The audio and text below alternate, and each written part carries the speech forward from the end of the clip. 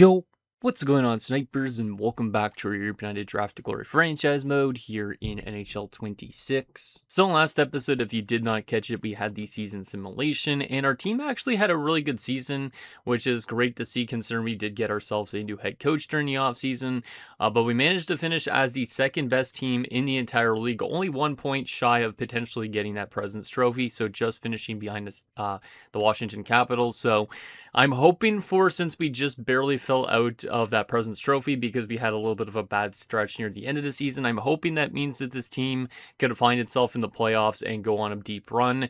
I think we had a couple of parts throughout the season where we would go on a little bit of losing streaks, and I think that just shows that our team might be a little bit better than it actually suggests. I know it's weird saying that losses could mean more wins, but I think it means that our team could be a little bit of an underdog team and string together maybe some more wins in a playoff scenario. Now, there was a lot of teams over 100 points this year, so a lot of these teams could be good too. Teams like Seattle, Boston, New Jersey, who obviously we're going to be taking on in the first round, so it is a little bit stressful going into a playoff matchup with not sure what to expect. Basically, we have high expectations this year that we should go far, but we don't know for sure if we're going to be a super good team come the playoff run. But I do think our team is kind of, like I said, an underdog in a way. We were the best defensive team in the NHL this season. We were the third best offensive. We also had some okay special teams, so I think this team should do well, but it really just depends on if we could get that scoring that we haven't really gotten in the playoffs before, because we've always been a really good defensive team in the playoffs. Because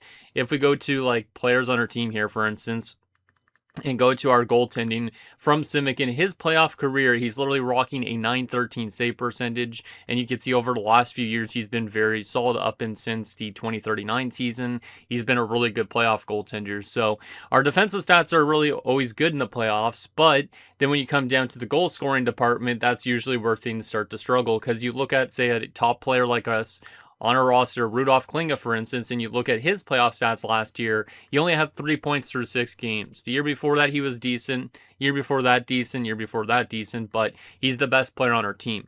If our best player is only scoring 1 goal last year, you could definitely see that our offense has been a big problem. So I'm really hoping that with this new head coach that it kind of fixes our offense in terms of the playoffs and hopefully makes us have like a little bit better of an all-around game, because that's definitely been a bit of an issue. We do technically have a little bit better chemistry with this head coach than we did with our head coach last year in terms of the top line. So going to be interesting to see how it produces and all that. But I think this is maybe one of our better setup rosters in terms of depth and all that. Also, we did get some good growth from guys like Cutler, so that could obviously play a little bit of a factor. Our defensive core is still looking really good, and then from a goaltending perspective, obviously, our goaltending tandem is still strong. Hextall being the backup behind Simic looks decent, and we also do have a third-string goaltender, but you can see that we do have an injury to Richard Pollock right now to start the playoffs, and that's definitely something that could hurt us a lot, considering last year when we played in the playoffs, we lost Lee due to injury before the playoffs, and then eventually we lost in the first round because of that. So hopefully our team could get something done here this postseason, and once Pollock returns, hopefully he could give us a little bit more of a boost in terms of the offense and help our team win more games. But I think this should be maybe one of the best versions of our team, depending on, I guess, how we do in terms of our playoff run. Like, we should hopefully get at least to a conference finals this season. If anything happens before that and we get eliminated, it's going to be very, very disappointing. So anyways, with that said, let's get your guys' comments. You guys have to say about last episode, and then I'll show you guys what New Jersey looks like again, just in case you forgot, and then we'll get into this first round matchup and see what our team could do. So the first 2 comments are from Dylan Burrows. The first one says, I think you should leave the lines the way they are and switch often in the playoffs if needed. And yeah, I agree. I think the lines for now should be pretty decent. Obviously, if we get any trouble and stuff like that, we could adjust things, but being the best defensive team in the league and the best offensive team, or one of the best offensive teams, I should say, not the best, I think it should be good for us to keep it the way it is. Obviously, if things like don't work out that well, then we're not scoring enough goals or not defending well enough, we can make some adjustments. But New Jersey's going to be a bit of a tough team just because they had pretty similar stats to us in a way. Like, you look at the comparison in terms of goals for and all that, like literally everything is pretty damn tight. So I think this series could be definitely one of those type of series that do go to 7 games, even though New Jersey doesn't look as threatening as us. Dylan also says, also, don't forget to do that thing with the head coach, maybe penalty kill. And yeah, I always have to remember about doing that thing. I always forget about it because it's something that I've never used before until a couple seasons ago. So we got to definitely make sure to talk to the head coach about our matchup against New Jersey. And then we'll have to put the penalty kills to focus because our penalty kill was definitely our weakest point during the regular season. And the last and final comment is from Sour Taku. It says, cheese team energy coming from the Devils. And I would say, yeah, kind of cheese energy because they don't really necessarily have the best roster on paper, but they did have a 46, 24, and 12 record, and a lot of their stats are pretty similar to us, but they had 6 less wins, so they are a little bit of a cheese team, but I do think we should be able to still beat them unless the game wants to be an absolute douchebag to us. But you can see, like, they don't really have any superstar forwards other than Ristolainen. Hennessy's decent, a couple of these 82s, 84s, and all that are decent as well, but having a 75 on your fourth line isn't the best. The defensive core on their team, obviously, they brought in former Europe United Jerry Maltby to this team as a top 4 defenseman, so I would say that's a little bit weak having Maltby as a top 4, but in general, their defensive core is nothing crazy. And then their goaltending, obviously having only an 82 as the starter, it does seem a little bit cheesy, but I do think we still have the upper hand, and I think we could get rid of this cheese and maybe devour it, and that way there's no more cheese. Now, the only thing with when you have cheese, a lot of cheese, right, it's just going to come right back out, so maybe next round we're going to get absolutely crapped on, but maybe not. So I'm really hoping that our team could get it done here. I don't know how good the Devils have been in this series. I think the last few years they have drafted high up because of this Lamoureux guy, but I'm not too sure if they've ever won a Stanley Cup in this universe or not, so going to be interesting to see how this matchup goes, and if they're actually going to play like they did during the regular season, or if we're going to play like we did during the regular season, because one of these teams probably is going to have a bad time in terms of defensive play, or not score enough goals. That's just my guess right now, so I think we're ready to get into this matchup. I just want to make sure that obviously we do that thing with the coach. So if we go over to our, where was it that we go? Oh, there. We go to head coach and we'll talk to him about the matchup, because obviously there's this playoff scenario thing, which I always keep on forgetting about, but he's like, hey there, what do you have in mind? We're going to go playoffs. Let's go over the upcoming playoff matchup. As we approach the first round, we're against the New Jersey Devils. They're likely a high-scoring team, which is one of their key strengths. He says to focus either on 5v5 offense or 5v5 defense. So I guess it isn't even giving me a penalty kill option because they're a high-scoring team. That's kind of interesting. So it's dependent on what they play like. So I guess we can't even focus on the penalty kill, which kind of sucks. But I guess because of them being a high-scoring offensive team, we should probably focus a bit more on shutting their team down. We do have good defensive stats. We are the best defensive team during the season, so we probably should make our team as good defensively as possible. Obviously, we know we can score goals occasionally too, but I think obviously we don't really want to get into a matchup where both teams are scoring 6+ goals a game. We want to find ways to play good in front of our goaltenders. So let's go 5v5 defense as our game plan. It's kind of weird that it doesn't allow me to do penalty kill or power play and all that, but I guess it just depends on how good the team is in certain areas. Like next round, for instance, if the team we end up playing, if we do get to next round, has a good power play, maybe you'll say, hey, you could work on your penalty kill there. So that's maybe when we do it, but I think we're ready to get into this matchup. I do want to double check the defensive core again, because with Polak's injury, obviously it's a pretty substantial loss. Foligno is playing in the top 4. We could move Richardson up because he's an 88. But do we want to kind of balance out our defensive core a bit? I think right now it should be fine. Actually, it is a better chemistry for Krejci and Foligno to play together realistically. So you know what? Let's give Richardson a little bit more playing time. I know I wasn't really supposed to be adjusting the ice time on stuff, but we will adjust a little bit just to get better chemistry. And that way the two younger defensemen on our team can play together. And obviously once we get Polak back, we can move Richardson back down to the top 6 pairing. But I think for right now, obviously, Richardson deserves that much more ice time just because of the fact that he doesn't get a lot of playing time being on that top 6 pairing, and obviously he's going to probably want to leave once his contract ends because he hasn't played enough. But let's see what this team could do. I think, like I said, it could be a really good playoff run for us just because we barely missed the President's Trophy and we kind of went into the playoffs on a little bit of a sour note, as you can see, losing in 4 of our last 5 games. So I think this team could surprise a lot of teams come the playoff time, even though they technically were one of the best teams in the league. So let's see what happens. First game against the Devils on home ice. Can we get off to a good start, and can we focus on our defense like we have managed to ask that head coach, and hopefully he implements some good defensive structure in front of Simic. First period. Scoreless. Okay, that's a good defensive start. Shots are 10-10, so very even period. Like I said, I think this series is definitely one of those series that could go to 7 games just based on how both teams were good defensively, good offensively, like pretty much identical in a lot of areas during the regular season. So I do think this could be a very tight series, but maybe it will get surprised with how these second, third periods and all that kind of go too. Who knows? There could be a lot of overtimes as well, so to speak. So let's see if we could grab that lead in the second. It would be nice to get our offense going, but at the same time, we put defense as a main focus, even though technically we're the best defensive team, but we don't... I think defense was probably the better choice just because our penalty kill obviously wasn't the best, and I want to make sure that we're good in the situations too. So can we find a way to get that lead in the second period? 1-1, okay. We did score first. Hromis scored early, which is good to see because obviously Hromis is one of our high-end players. We do want him to be scoring a bit more consistently. Obviously, it's good to get our top guys on the board as much as possible. So he made it 1-0.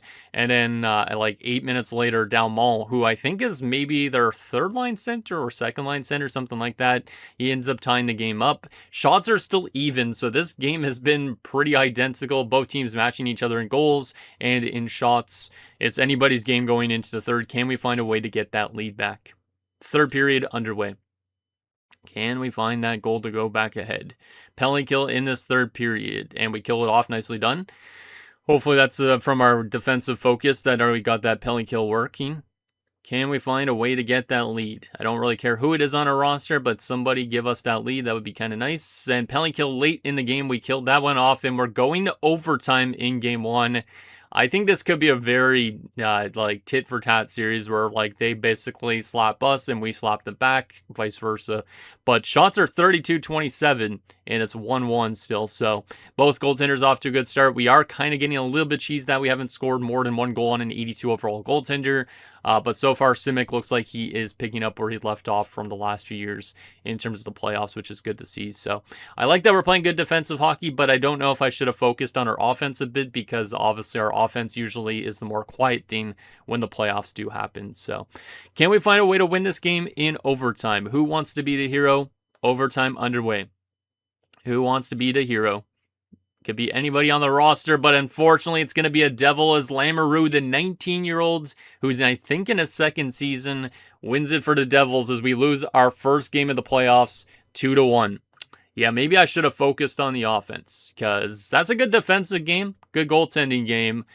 But our offense, like I said, has always been a question mark in the playoffs. So I probably should have went 5v5 offense, I feel like, almost in a way. But I don't know if it would have worked out either because the Devils were a strong defensive team during the season too. So Romas from Richardson and Green is our only goal. But unfortunately, we do lose a game on home ice, which means we do need to win a game at least in New Jersey going forward, or else this is going to be a tough series. But yeah, great stats from Simic, but unfortunately we got outdueled by an 82 overall goaltender in Brulette. Schneider picked up 2 assists as well for them, so a tough first game, but not necessarily a bad first game in terms of generating chances. It's just that goaltender, for some reason, was the difference in it. Like I said, having Polak being injured doesn't really help us because he's more of an offensive defenseman, and he could definitely give us some goal scoring from the back end. But with him being injured for the last little bit, it's going to kind of suck. So hopefully once he comes back, he can help give us a bit of a push if we are in a bit of a deficit right now at that point. So let's see. Do we want to make any adjustments after one game? I don't think so. Because, like I said, I liked our defensive structure. I liked your goaltending.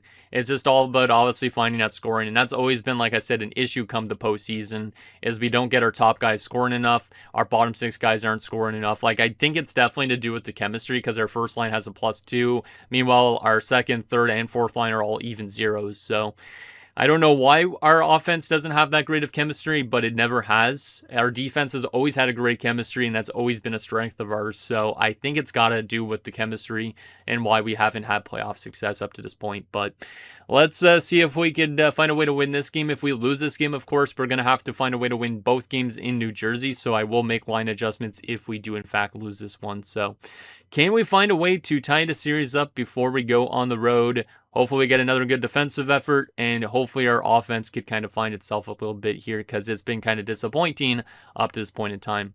First period, 1-0 Devils. So we did go defensive mode, but they're also very defensive mode right now. Our team just hasn't been able to find ways to crack this Brule Light guy. We have 14 shots on goal, but we're getting shut out after the first period. And they only have 9 shots, but Juntinen's goal is the difference right now. I don't like the scoring on this team right now. I like the defensive play, and the goaltending's okay so far at this point, but we got to find ways to score goals too. We can't be just winning games 2-1, 1-0 all the time. We have to be able to find goals like 4 goals in a game, 5 goals in a game, maybe even 8 goals in a game, 1 goal, 2 goals, whatever it takes. We got to find ways to score goals, and it could be literally anybody on this team, but so far, this team is looking very reminiscent of years past, which is not ideal. Can we find a way to tie this game up or grab the lead in the second? Second period. 2-2. Okay, we do solve Brule a couple times in that period, so that's a big period from our team. Hromis tied the game up. Schneider gave them the lead, but Kuda scores to tie it back up again. Shots are even again going into the third, so kind of reminiscent of last game, where basically both teams matched each other in shots a lot, as this series has been very airtight up to this point. Good to see Hromis having goals in back-to-back games, because like I said, he's usually been kind of a quiet playoff performer. So to have him scoring goals in back-to-back games to start the series is very, very useful. But we obviously need other people to score too. So it's good to see Kudo on the board, but I need other guys like Roger Green to be scoring. I need people on the fourth line to be scoring. I don't care who it is, just somebody on our team needs to find ways to score goals.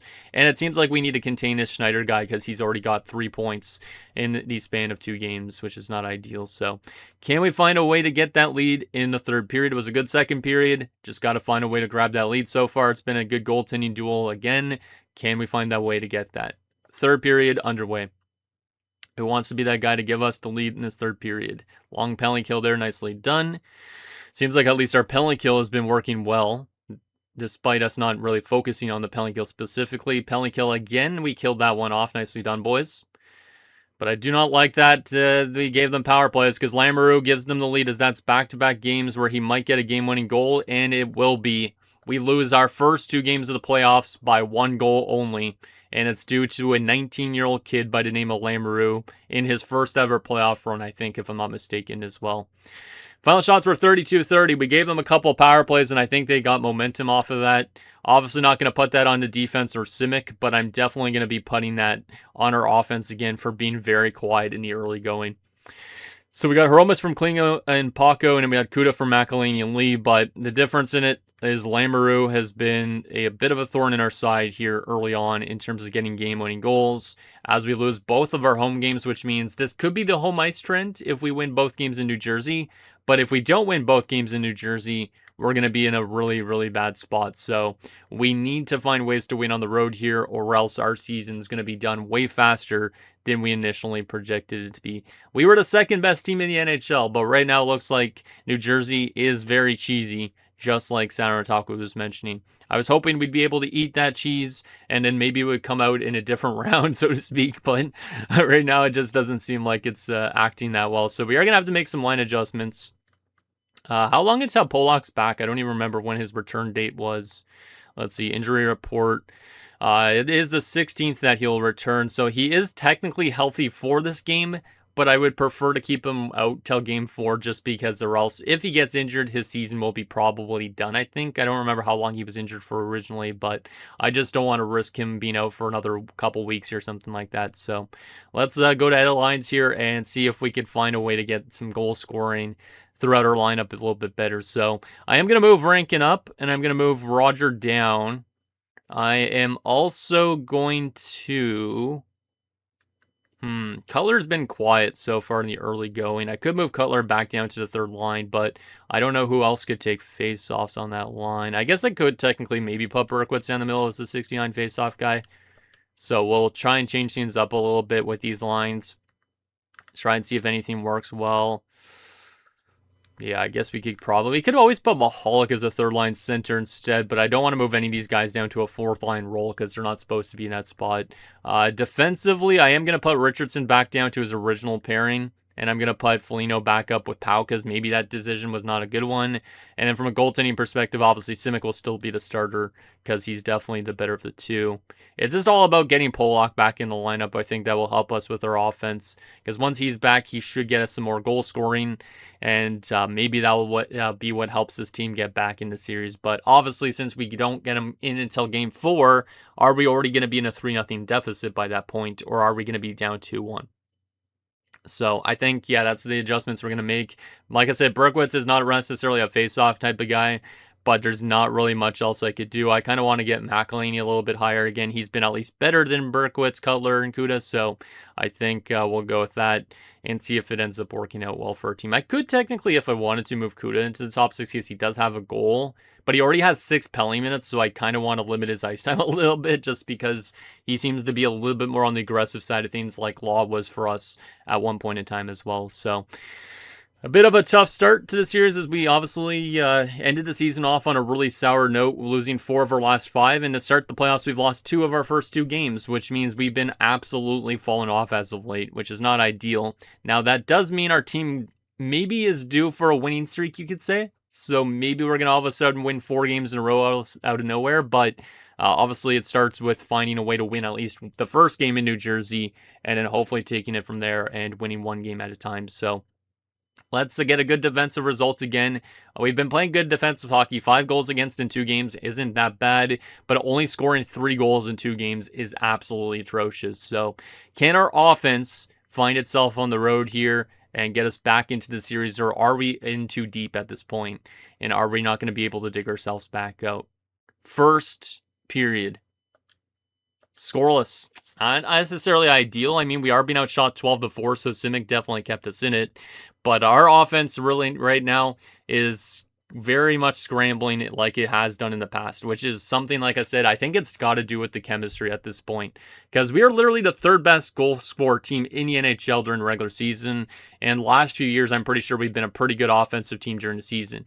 But you come to playoff time, and this team just does not get scoring from anybody. And it's like the depth scoring just falls off a complete cliff. So is it on the players? Not really. It's just on the chemistry that these players have. Like, I don't know if there's a way to like maximize the chemistry on the forward group so we could get more goal scoring. Because I think if we would have scheme fitted our players earlier in the series, I think we'd be in a much better spot. But since we haven't done that, it seems like right now our team is very much struggling for offense because we don't have +3 on a line, +4 on a first line or something like that. Like, a lot of these other teams might be better chemistry in terms of the forward group, and that's why they're winning. Like, I know it's good that we have good chemistry on defense, and goaltending is obviously solid, but I don't know if that's basically a recipe to win games or something like that. So we got to find ways to score goals too. Can we find a way to get the lead in the second period? Simic has been keeping us in it so far, or Shimmick, I think it's pronounced. Can we find a way to score the game's first goal? Second period. 1-0 Devils. At this point, I feel like we're going to barely score any goals in this entire series, or our team's going to somehow pull off a reverse sweep. Like I said, I think we're due for a winning streak eventually, but right now I'm just not seeing that in this team. We only have 3 goals through the span of, I guess, technically 8 periods, which is absolutely atrocious. Now, it is a little bit of a lower scoring NHL league, so that also could play a factor because during the regular season, there was only a couple of 100-point guys, 150 goal scorers. So maybe that's also what's making this harder for us to score goals in the playoffs, is we don't technically have that good of a team on paper and the league doesn't score enough. But right now, New Jersey is just defending super well against us. Like, they're kind of playing like that old trap style that they used to play when they won the Stanley Cup in like 1995, 2003, of course, 2000. Like, this is definitely a tough team to score goals on for some weird reason. And Maltby, technically, I don't think he's a great defenseman in terms of playing defensively, but he hasn't been out there probably for any goals against in this series, which is kind of crazy. So far he's getting the best of us early on here. But Delmo has their goal. That's his second of the series. Shots are 23-18 in favor of the Devils, so the shots are relatively close. It's just we cannot find ways to score on Brualette right now. So we got to find a way to score in this third period, or else we have to win 4 straight games, which, like I said, I think we're due for a winning streak. But maybe at this point, there is no winning streak coming. I'm not too sure. But can we find a way to tie this game up in the third and maybe find our offense finally? Let's see what happens. Third period underway. Come on, boys. Find your offense. There you go. Nakamura makes it a 1-1 game. That's good to see at least him tie it up. But we obviously need more than that.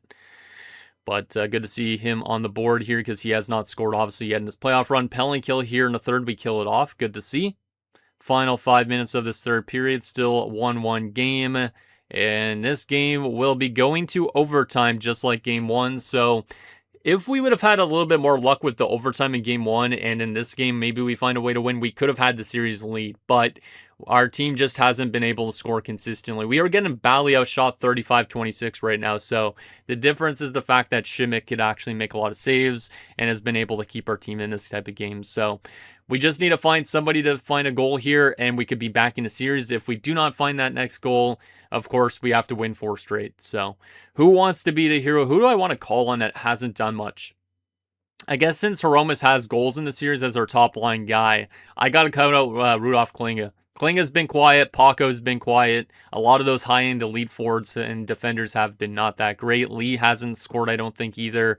So we need to find like goal scoring or points from those type of guys if we do want to find a way to win this game and maybe find a way to tie the series up too.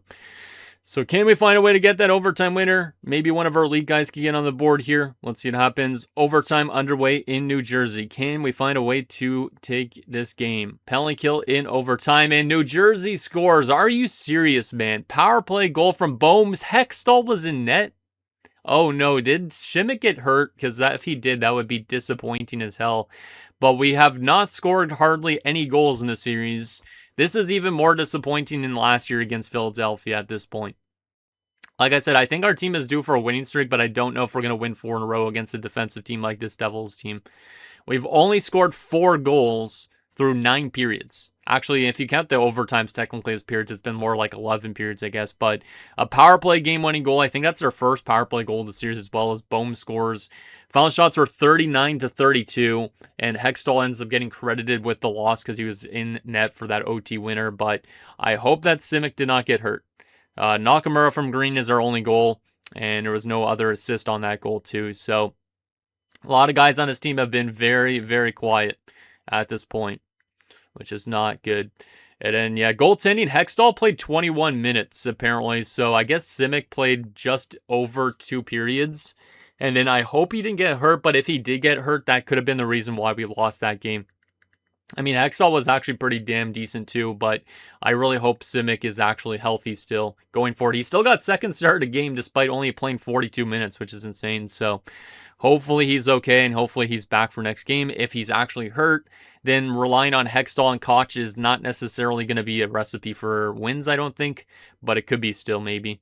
And Šimić did get hurt. Oh my goodness. He has injured his hamstring. This is the first time I think he's been injured in his career, if I'm not mistaken. Maybe he did earlier in his career, but he's out till April the 22nd, which means Koch, it's good that we held on to him because he is going to get a chance to be the backup in this game. And Polak is also back from injury too, which is actually kind of nice, so that's going to help us out a bit here.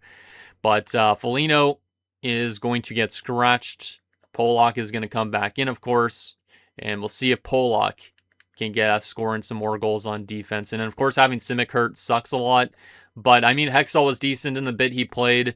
We do have Koch as a backup option as well. So I do think our goaltending is still decent, but Šimić getting hurt at this point is pretty disappointing because he's been, I'd say, our MVP up to this point in terms of giving us a chance to win some of these games.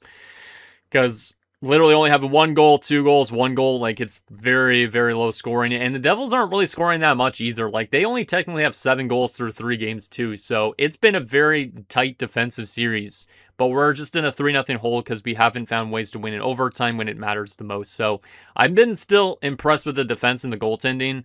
But the offense is very, very terrible on this team. Very, very terrible.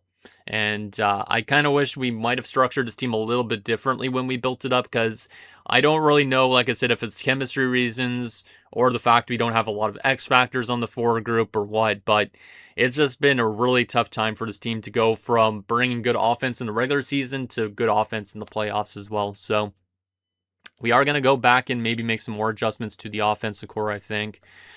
Like, the defensive core is fine. Having Polak back could help our offense too, but Klinga's been very, very disappointing. 1 assist through 3 games again, and he's 34 years old at this point. Like, he's very close to the retirement group. Same goes with Hiromis.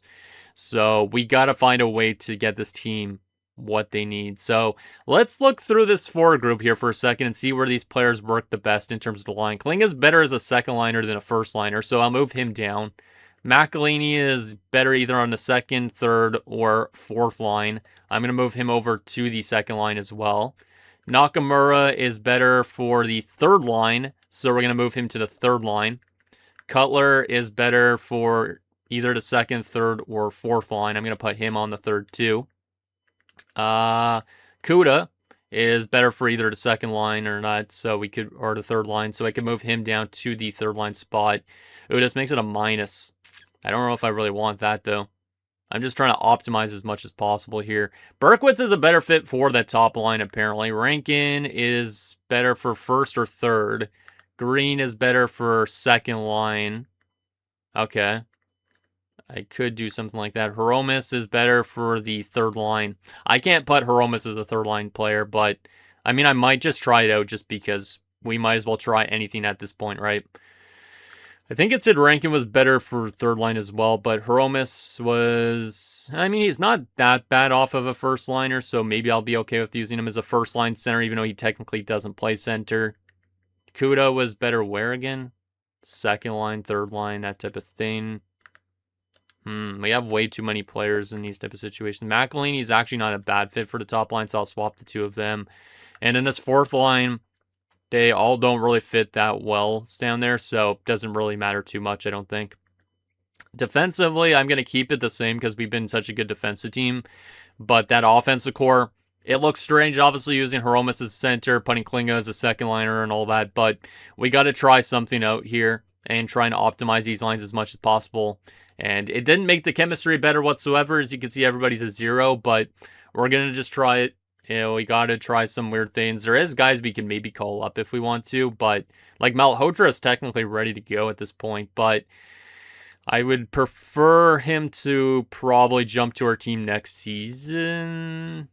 Yeah, he does actually have a pretty good offensive repertoire, it looks like, but at this point, I don't know who I would take out. Like, I'd have to scratch Mahalik, and he's listed as a third-line scoring forward, so I don't think it really makes much sense. But we're going to go with this. I know it seems weird putting Berkowitz on the top line, McElhinney and Hiromis down the middle, but we're just trying things right now and trying to see if we could find a way to get this team to actually win games in the playoffs and score goals more consistently. So we got to win 4 straight games. Right now, we're averaging 1.33 goals for per game. They're only averaging 2.33. So it's like I said, we're not been a bad defensive team, but our offense has been so bad. We have not scored a single power play goal so far either. So maybe we actually need to go to the power play unit too while we're at it and kind of change things up.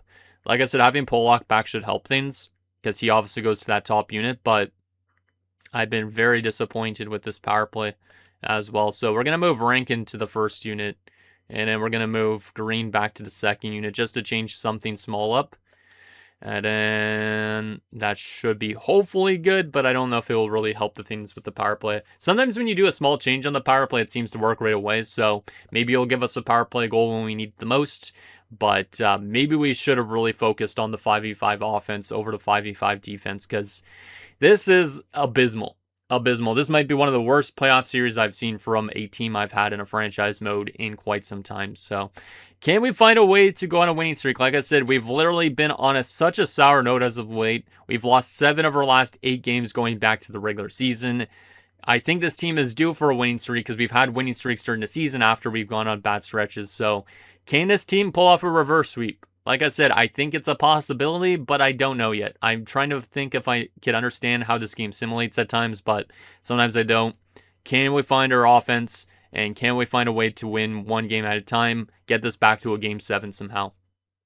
It's going to be even harder without Simic in net, of course, but let's do a real-time sim, see what this team's got in them. Hopefully they could score some goals for Simic, because obviously Simic was getting no goal scoring support when he was in the lineup.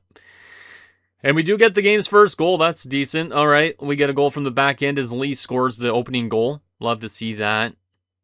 But obviously we haven't been able to score more than I guess, technically 2 goals in a game yet in this series, which is kind of insane. So 1-0 after one is good, but we need still more support than that. Shots are 10-9 in favor of us. Such a defensive series this one has been. Like I said, we have been playing great defensively in goaltending. It's just more about getting some of that offensive boost, and I think Polak could help out with that. So, because he's a pending free agent this year. Remember, he could be leaving a team at the end of the season, so if we go out on a sweep, it would be very, very disappointing that we didn't utilize a guy like that too well. So let's see if we could get some insurance in the second period to make us a little bit better. Second period underway. Can we get some more insurance as they tied up Dalmont on the power play? Of course, their power play scores again. Dalmont has had 3 goals in this series, which is technically almost as much as our entire team. That's insane. That's insane. All right. I forgot that Hextall was in net too. Coletta scores and make it 2-1. God damn it. I don't know if I should have put Koch in net for this game or not, but going into the third period, even though it says 20-02, we are being outscored 2-1. We only literally have 5 goals in this entire series to this point.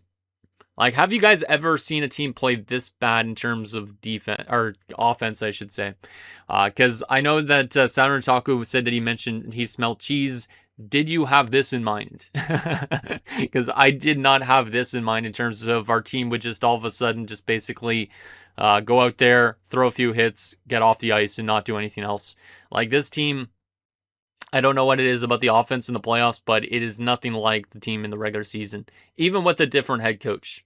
So I don't know what we're going to do in years to come, but I think this team is very, very weird, and I don't know what to say. So let's see if we can find a way to tie this up in the third. This could be our last period of the season, so we need to find ways to score goals here, boys, because if we don't, we're going to get swept only scoring a couple goals, which is very, very disappointing. So let's see what happens. Third period underway. Can we get a second goal? We have not had 2 goals in a while. It'd be nice if we score another. Ristolainen gets them a power play goal, so of course their power play is working in this game. As obviously now we're in a huge hole, but Kuda makes it a 3-2 game. All right, can we get a third goal in the game? We have not had 3 goals in a game in this entire series. Penalty kill. Last few minutes, we do get a third goal. All right. Penalty kill. Stop taking penalties, though. And we will be going to our third overtime of the series. Oh, my goodness. Well, we've scored 3 goals for the first time in a game in the series, so here's the good old golf clap. Like, yeah, congrats to doing that, but you need to find a way to win this game, too. If we win this game in overtime, I still feel like we could reverse sweep them somehow out of nowhere. I don't know. That's somewhere in the back of my head that I feel like that could happen. But obviously, if we lose this game, it's not going to matter at the end of it. But I'm surprised we were able to score some goals after being down 3-1. I thought that was going to be it at this point, but our team is still in it.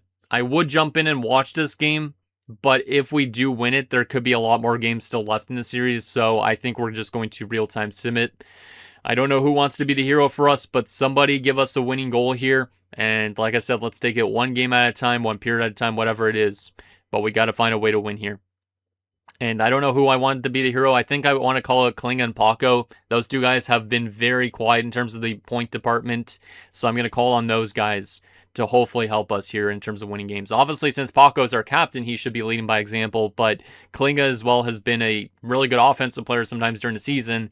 But he doesn't do as much in the playoffs as of these last 2 years. So can we find a way to get the OT winner and actually win a game in the series? Or are we going to lose 3 overtime games to the New Jersey Devils? Overtime underway. Who wants to be the hero? Penalty kill to start. Overtime. We end up winning, though. Let's go. Polak short-handed. What a return. See, this is where I feel like the reverse sweep could happen, but obviously we only just won 1 game, so don't jump too ahead of things. Also, the fact it was a 4-3 final makes me think game 7 too, because 4 + 3 = 7, you know? But a short-handed overtime game-winning goal, we haven't had one of those in quite a while. Probably since like Adam Benak was on this team or something like that, but a huge goal from Polak in his return. A short-handed goal from a defenseman is insane. He just took it upon himself. And that's exactly why he's a huge player on this team, but he might be still a free agent at the end of the season. But that's a huge win.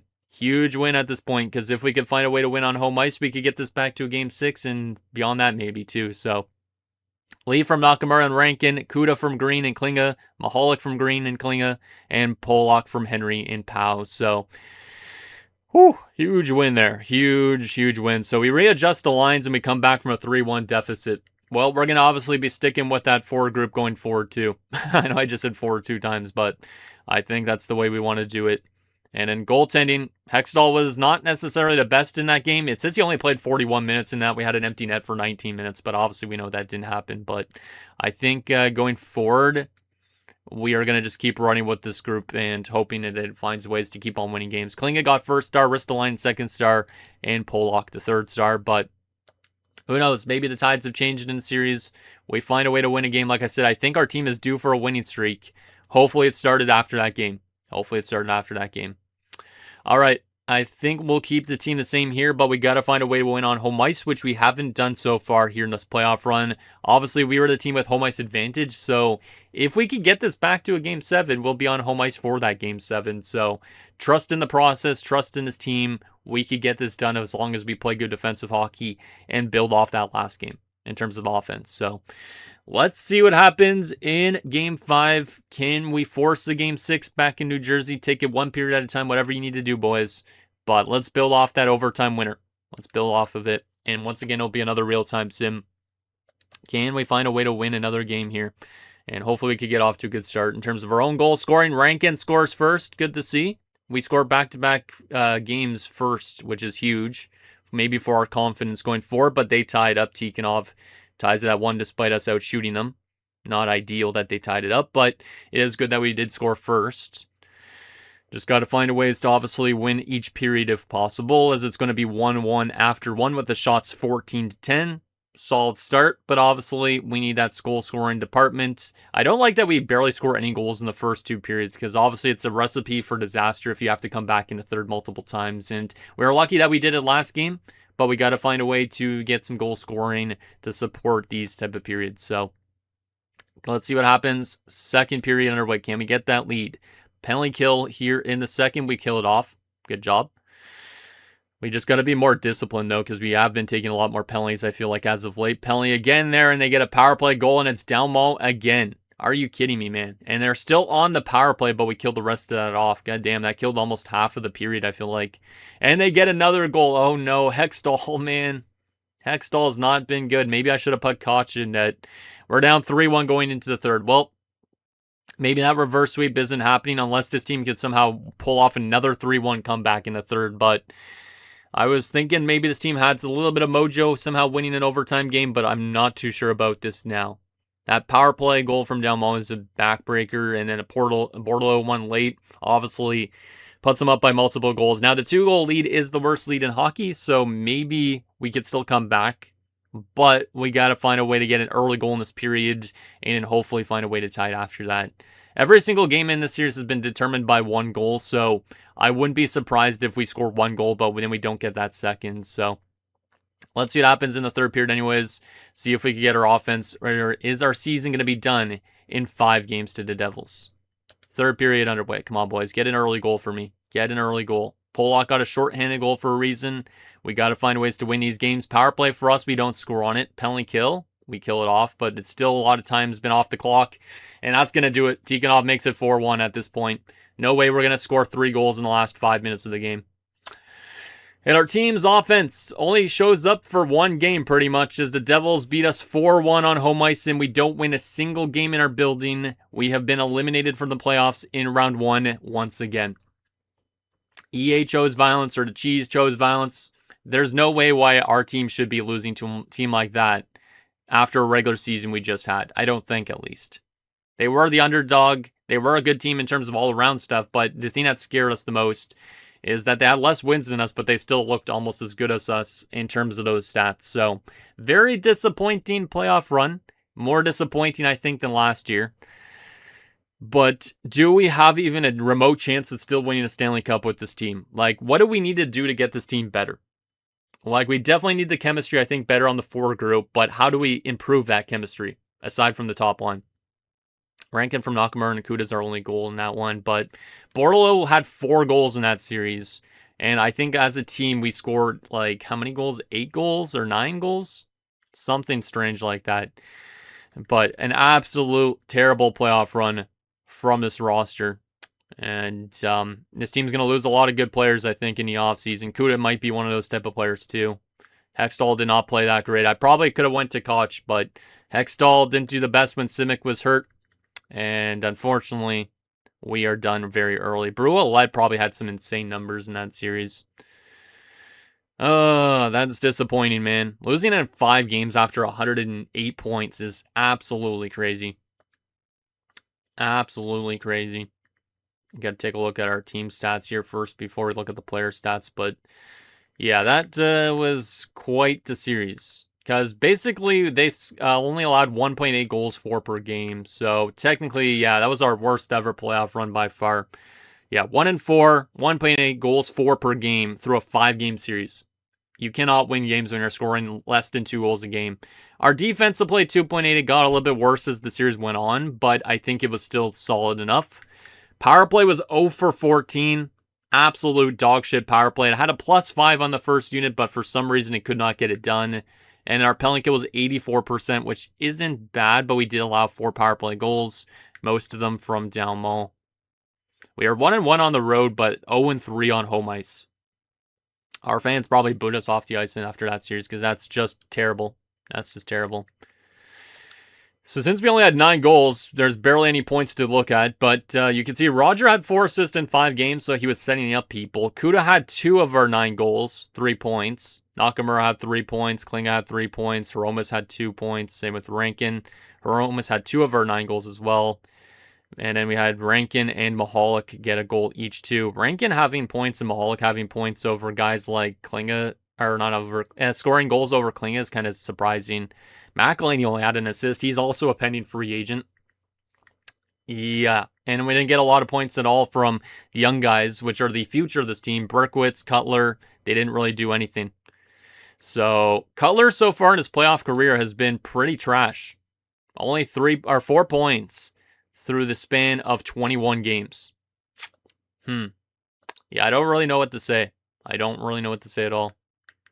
But our forwards really have been letting us down. Like, for the longest time. Like, I don't know if there's been a playoff run since the conference finals that we've actually had a lot of point production. Even the year that we went to the conference finals, like, we had guys under point per game. So, it just, I don't know what the heck this team is going through, but I don't know if this team is going to end up finding a way to win a championship. If they do, it might come as luck. If it does happen, I'll be very happy. If it doesn't happen, we know that next time we do this type of like challenge, that we might need to change things up and try and draft a bit better of a forward group than a defensive group. But our defensive core, like Lee had 2 points, Polak had 1 goal in 2 games. Paco only had an assist. That is unlike Bob Paco. You're telling me coming off of a season where he could have almost won the Norris, he's just not going to do much in the playoffs? Like, I don't understand that whatsoever. Powell had an assist. Richardson had an assist. Like, our entire defensive core almost picked up points, which is good. But the forward group, I guess, technically almost all had points too. But only a couple of them scored goals. And they get paid to score goals, not like defenders. And then from a goaltending perspective, Hextall was actually pretty trash when he played, which isn't great for the future. But Simic did not win a single game. He did post a .931 though through 3 games. So Simic still continues to be the best goalie on this team in terms of his history. Apparently his potential dropped to a low lead, but he's the best goaltender we've had. And guys like Hextall, Koch, and stuff like that have not been the same type of people that would replace them at any point. So yeah, that's disappointing. Also, it looks like we did get into penalty trouble. Like, Klinga had 14 penalty minutes. Maybe that's why he wasn't scoring goals. He was in the box too much. Kuda had 10 PIMs. A couple of guys had 6, but we had a lot of guys take penalties on this team. There's also a lot that didn't take penalties, but I don't really know what to do in terms of making this team an actual cup contender right now. Like, I am still going to run the series all the way till the end, but I could say this, that the next number of years might not be as entertaining because we're not going to be necessarily getting, like, we might have some retirement casualties. We might lose some good players to free agency. It really just depends. Does this team actually still have a chance to win a Stanley Cup in it? Is that window already closed, or is it still a little bit open and maybe we could still slip through it? Very tough. Anyways, let's find out who ends up winning the Stanley Cup and all that, wrap up the season. But very disappointing run this year. And yeah, it definitely is more disappointing than last year. Last year's playoff run was disappointing. against the Flyers, but the Flyers were a really good team, so it made sense. This Devils team didn't really look that good on paper, and they just defended the hell out of us. Like I said, they were kind of like those old 90s Devils teams, which just isn't fun hockey at all. Like, I don't like teams that just suffocate you defensively, so... Anyways, let's see who ends up winning the Stanley Cup this year. The Stanley Cup champion in 2043 will be the Seattle Kraken. I mean, at least Saturn and Taku will be happy about Seattle winning a Stanley Cup, probably. But San Diego wins the Calder Cup, but Seattle wins the Stanley Cup before the Europe United. Let's see who to end up facing in that finals and who was on their roster, if there was any former players and all that. But they ended up beating the Buffalo Sabres. New Jersey got as far as the conference finals. After they beat us, they swept the Capitals, who won the President's Trophy, so they had a destined run early on, but Buffalo beat them in 5 games. And then, yeah, Seattle, Buffalo for the Stanley Cup. Once again, Dave Antonio and all that are having troubles, too, winning playoff series because they lost in the second round in 5 games. I mean, at least they got to the second round, but I wonder if there's any former players on that Kraken team. I wonder if there is. Let's take a look at that for fun, just because it's kind of cool to look at AI team rosters. Anybody from the Europe United just win a Stanley Cup or no? Let's see. Nobody so far. I don't really recognize any of these dudes. Yeah, none of these dudes on the forward group. What about defensively? Nope, don't recognize any of these dudes. And in goaltending, Angelo Weidman. I don't even think I've heard of this guy at all, but he wins the Stanley Cup. All right. So yeah, it doesn't look like there's been any guys that have been on a roster yet go on to win a Stanley Cup, but there will be probably at some point, like some of these guys that we like going free agency this year might go on and win a Stanley Cup somewhere else. But let's take a look at those awards now. So Seattle ends up winning the Stanley Cup. First time, I think, in this universe. Washington wins the President's Trophy. Seattle, the Clarence S. Campbell Bowl. And Buffalo, the Prince of Wales Trophy.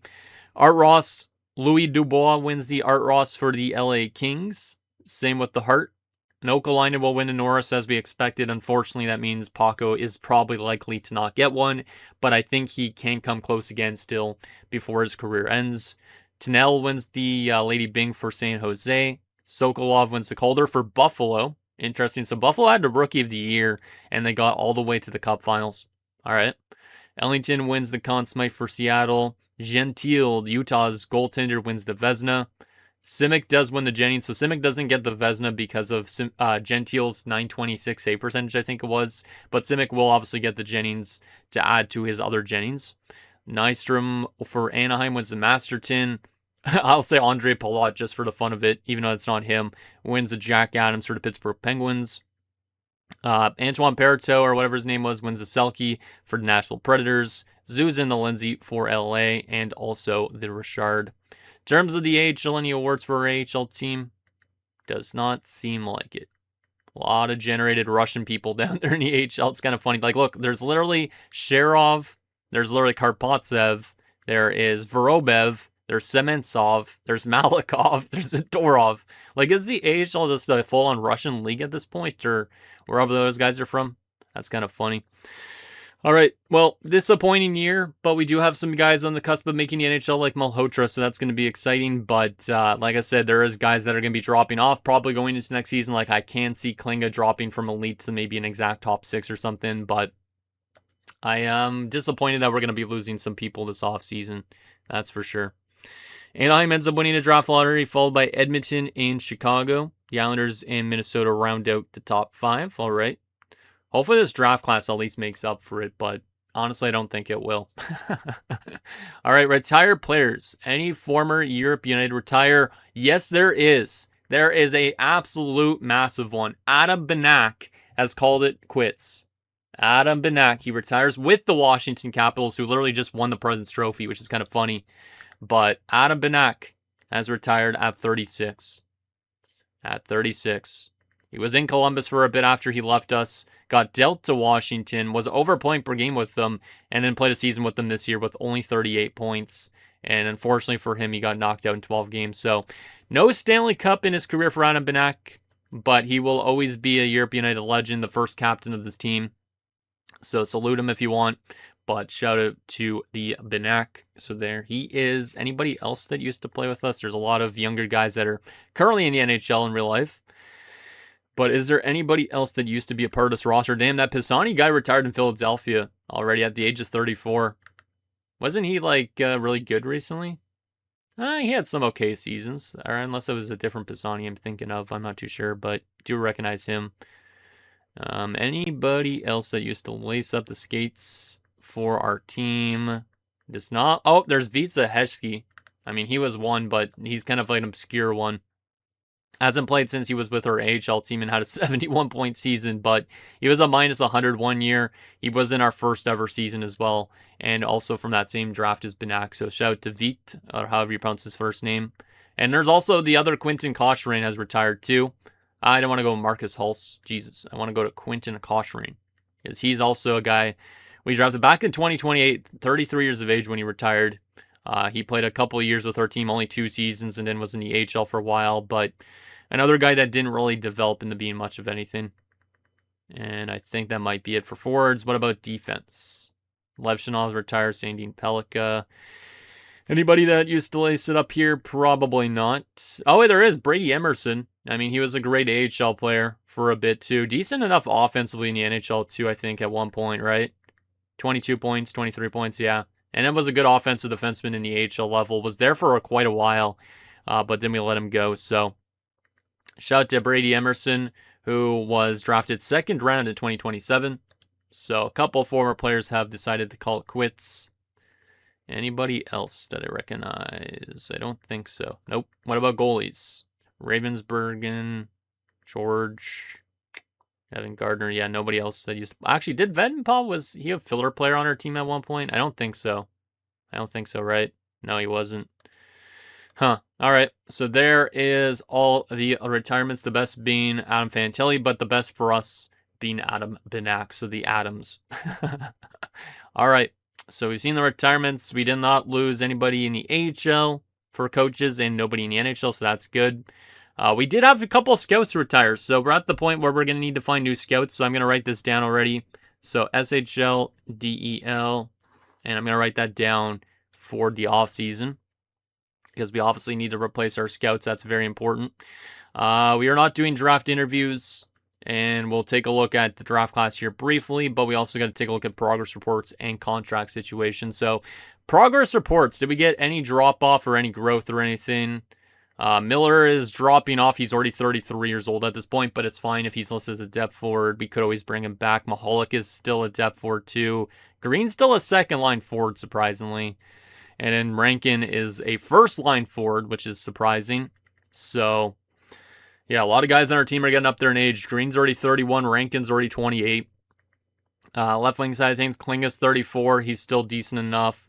Kuda is an 84. He's probably going to want a lot of money. I'm not too sure if he's going to come back because he might demand too much.